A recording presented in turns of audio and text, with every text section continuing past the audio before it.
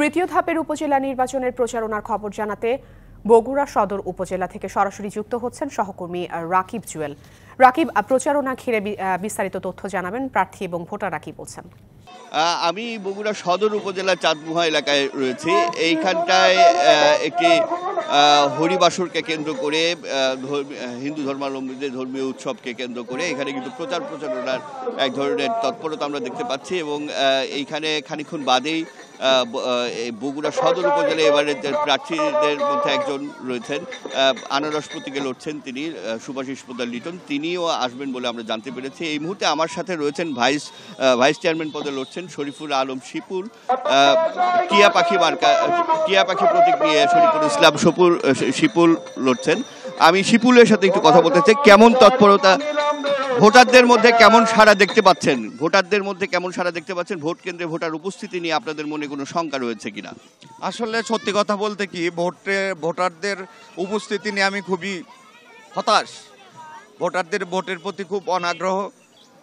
একে তো বিএনপির এলাকা বলে অধ্যুষিত এলাকা বলে পরিচিত, তারপরে আওয়ামী লীগের 3 ক্যান্ডিডেট হওয়ায় অন্যান্য দলের সমর্থন বা অনুসারীরা ভোট কেন্দ্রে আসবে কিনা এটা আমার খুব হতাশ। নগদে 500 টাকা বা তার বেশি পেমেন্টে পেতে পারেন ঢাকায় জমিসহ 20 কোটি টাকার পুরস্কার।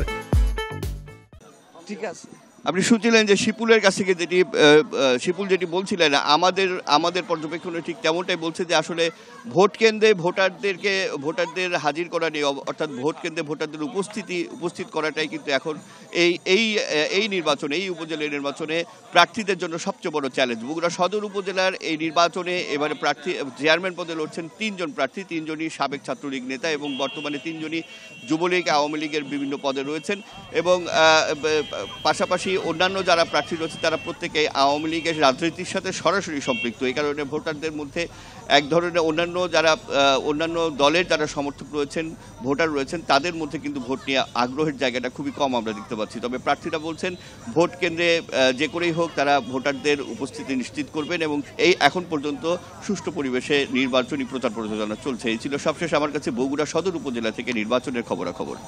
রাকিব জুয়েল, আপনাকে ধন্যবাদ।